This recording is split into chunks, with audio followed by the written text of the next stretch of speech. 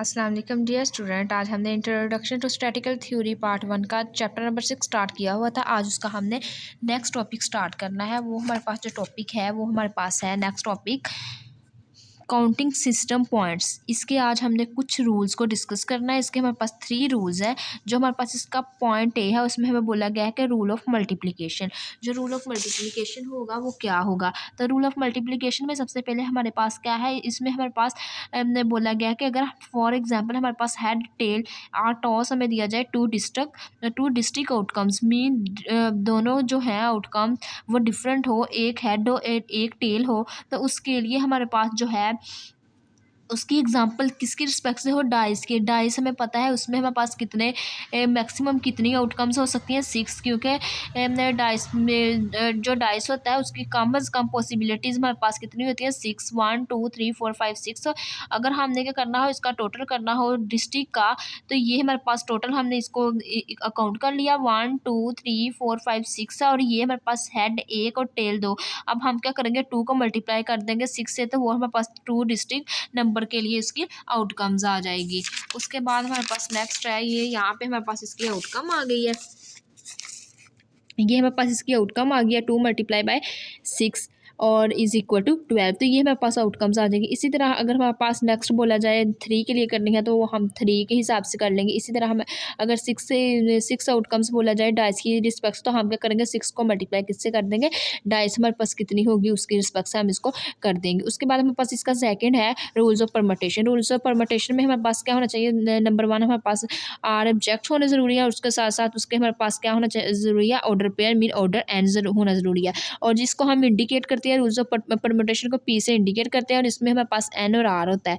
जो हमारे पास एन होता है वो हमारे पास टोटल ऑब्जेक्ट होते हैं और जो हमारे पास आर होता है वो number of the permutation of the objects होते हैं।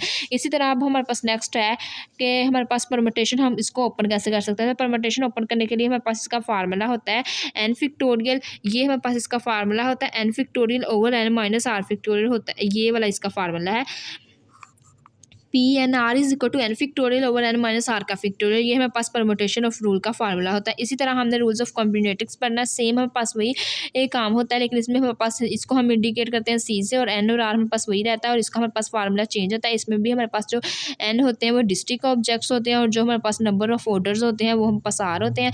उसके बाद हमारे पास नेक्स्ट हमें बोला गया कि अब हमारे पास इसका फार्मूला कैसे बनेगा। तो इसका जो हमारे पास फार्मूला आएगा वो हमारे पास क्या होगा, वो हमारे पास नेक्स्ट पेज पे है।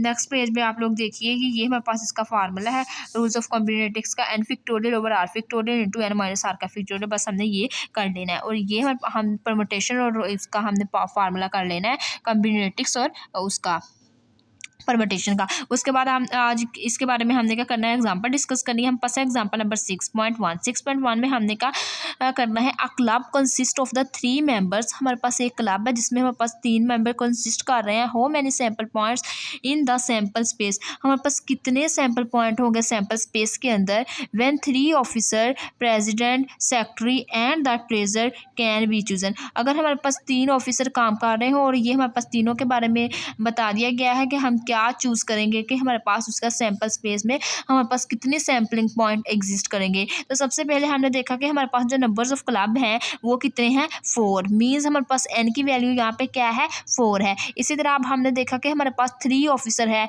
इट्स मीन हमारे पास आर की वैल्यू क्या होगी, 3 होगी। तो अब हमने एन की जगह 4 पुट कर दिया और आर की जगह हमने 3 लगा दिया। फिर इसी तरह हमने n factorial over n minus r factorial, तो एन इधर हमारे पास क्या है तो 4 फिक्टोरियल आ गया ओवर यहाँ पे हमने देखा कि हमारे पास एन क्या है 4 माइनस हमने किया आर क्या है 3 और इसका हमारे पास फिक्टोरियल आ गया।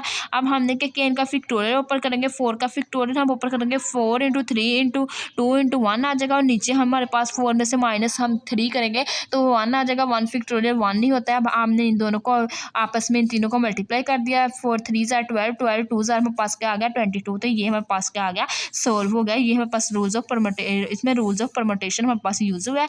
इसके हिसाब से हमने एग्जाम्पल नंबर 6.1 डिस्कस कर ली। इसके बाद अब हमने क्या पढ़ना है, नेक्स्ट हमने टू एग्जाम्पल डिस्कस करनी है। वो हमारे पास किससे रेलिवेंट है, वो हमारे पास है रूल्स ऑफ कॉम्बिनेटिक्स, तो वो आज हमने डिस्कस करनी है। तो इसमें हमारे पास जो उसकी गिवन स्टेटमेंट है उसमें हमें बोला गया है थ्री